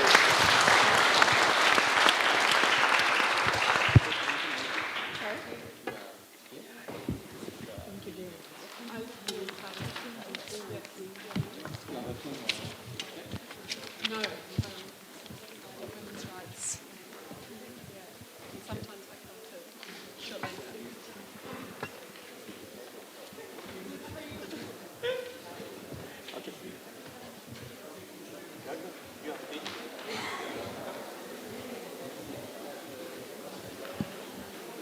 Ladies and gentlemen, if we could just request you to remain seated for the final closing of the session, please. Thank you.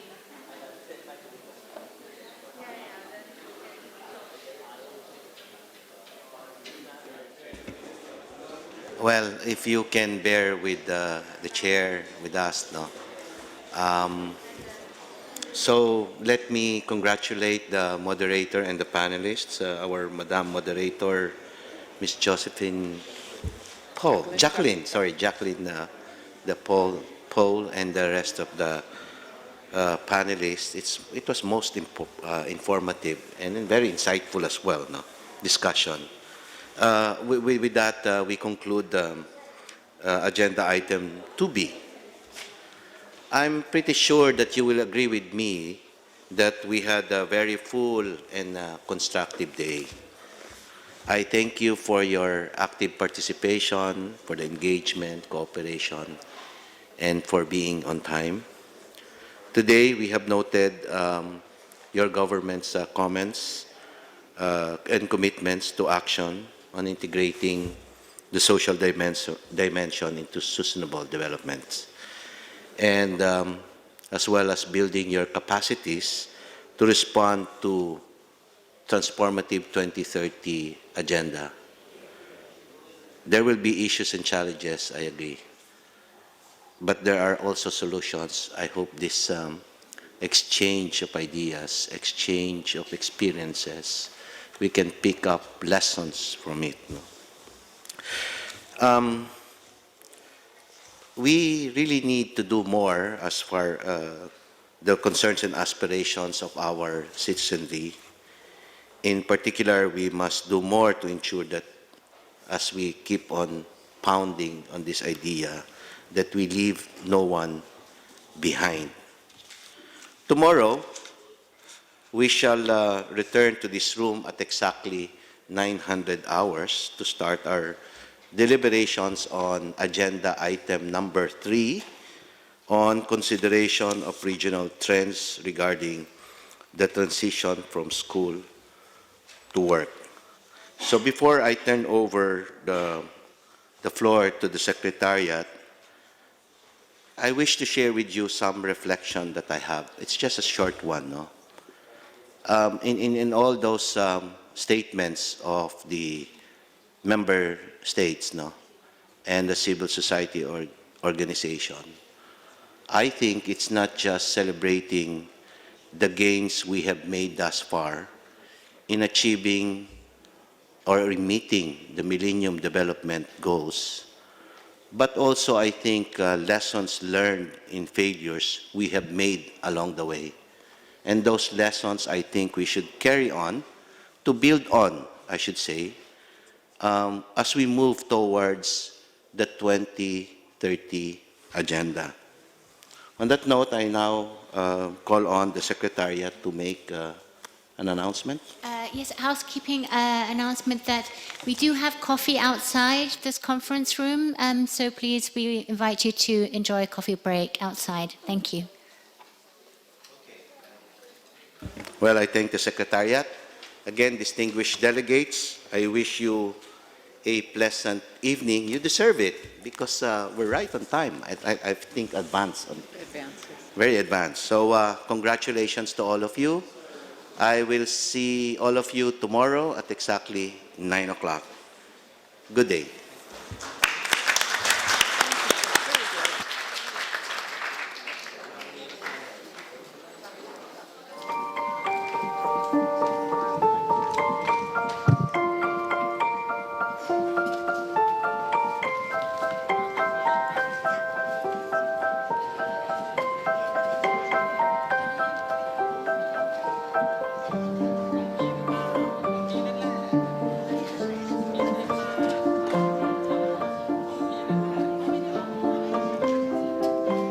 ideally, we'll see parity between men and women, not just in terms of social welfare, but also in terms of workforce, in terms of politics, in terms of the economic participation of women. I believe that any issue in the world can be tackled with education.